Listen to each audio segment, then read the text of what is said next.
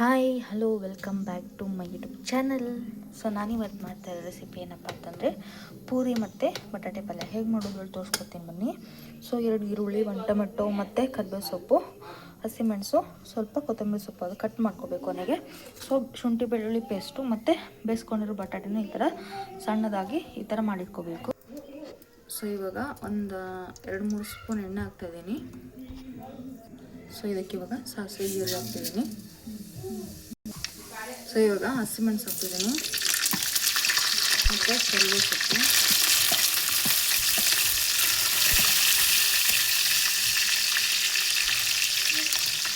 ಹಾಗೆ ಈರುಳ್ಳಿನ ಹಾಕ್ತಿದ್ದೀನಿ.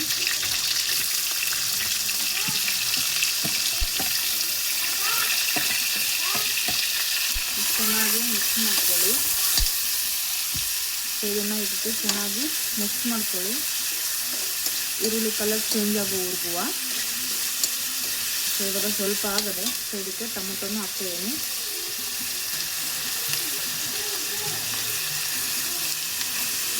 ಸೊ ಇದನ್ನು ಚೆನ್ನಾಗಿ ಮಿಕ್ಸ್ ಮಾಡ್ಕೊಳ್ಳಿ. ಸೊ ನೋಡಿ ಇವಾಗ ಈ ರೀತಿ ಆಗಿದೆ. ಇದಕ್ಕೆ ಶುಂಠಿ ಬೆಳ್ಳುಳ್ಳಿ ಪೇಸ್ಟ್ನ ಹಾಕ್ತಾಯಿದ್ದೀನಿ. ಸೊ ನೀವು ಮಿಕ್ಸಿ ಮಾಡ್ಕೊಂಡಾದ್ರೂ ಹಾಕ್ಬೋದು. ಸೊ ನಿಮ್ಮ ಮನೇಲಿ ಅಂಗಡಿಯಿಂದ ತಂದಿರೋ ಪ್ಯಾಕೆಟಲ್ಲಿ ಹಾಕ್ಬೋದು. ನಾನು ಮನೆಯಲ್ಲೇ ಇರೋದನ್ನು ಶುಂಠಿ ಬೆಳ್ಳುಳ್ಳಿನ ಜಜ್ಜಿ ಹಾಕ್ಕೊತಿದ್ದೀನಿ. ಸೊ ನೋಡಿ ಇಷ್ಟ ಆಗೋದು ಮಸಾಲೆ. ಈಗ ಇದಕ್ಕೆ ಬೇಯಿಸಿರೋಂತಹ ಬಟಾಟೆನ ಹಾಕೋಬೇಕು.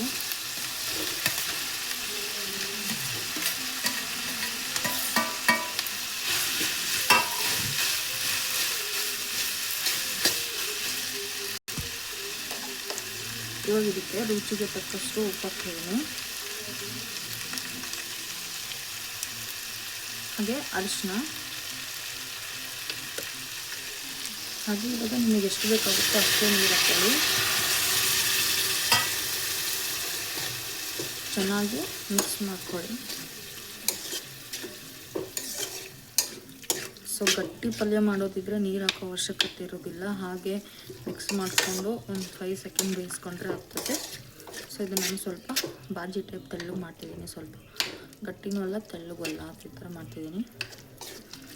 ಸೊ ನೋಡಿ ಈ ಥರ ಚೆನ್ನಾಗಿ ಮಿಕ್ಸ್ ಮಾಡ್ಕೊಳ್ಳಿ. ಸೊ ಇಷ್ಟಾಗಿದೆ. ಇದಕ್ಕೆ ಟೇಸ್ಟಿಗೆ 1 ಸ್ಪೂನ್ ಸಕ್ಕರೆ ಹಾಕ್ತಿದ್ದೀನಿ. ಸೊ ಇಲ್ಲಾಂದರೆ ಚಪ್ಪೆ ಆಗುತ್ತೆ, ಹಾಗಾಗಿ.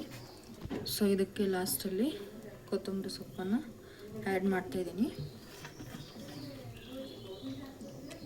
ಸೊ ಇವಾಗ ಚೆನ್ನಾಗಿ ಮತ್ತೊಂದು ಸಲ ಮಿಕ್ಸ್ ಮಾಡ್ಕೊಳ್ಳಿ.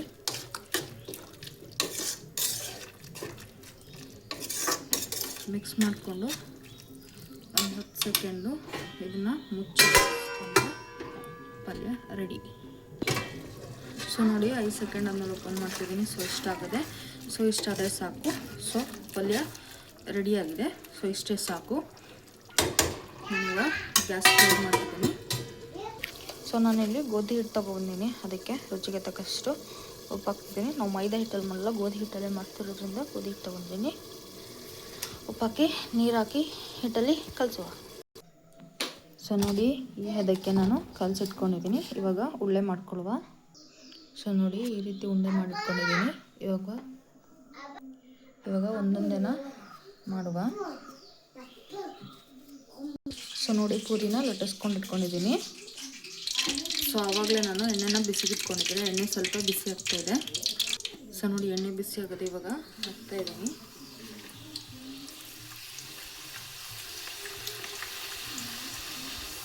ಈ ಥರ ಚೆನ್ನಾಗಿ ಉಬ್ಬು ಬರುತ್ತೆ ಕೊನೆಗೆ.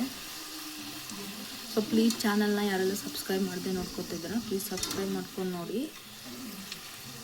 ಹಾಗೆ ಲೈಕ್ ಮಾಡಿ, ಶೇರ್ ಮಾಡಿ. ನೀವು ಒಂದು ಸಲ ಟ್ರೈ ಮಾಡ್ಕೊಂಡು ಹೇಗಿತ್ತು ಅಂತ ಮರೆಯದೆ ಕಮೆಂಟ್ ಮಾಡಿ.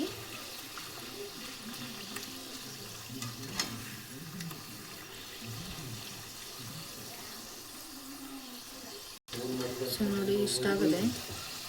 ನೋಡಿ ಒಬ್ಬಿ ಬರ್ತಾಯಿದೆ. ಸೊ ನೋಡಿ ಪೂರಿ ಈ ರೀತಿ ಇದೆ, ಚೆನ್ನಾಗಾಗಿದೆ. ಸೊ ನೋಡಿ ಮತ್ತೆ ಹಾಕ್ತಾಯಿದ್ದೀನಿ.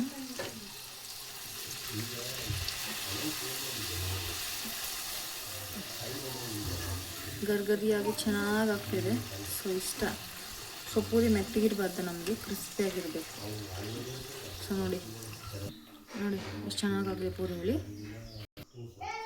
ಸೊ ನೋಡಿ ಸೊ ನೋಡಿ ಇದೆಷ್ಟು ಚೆನ್ನಾಗಿದೆ ಇದು ಪುರಿ.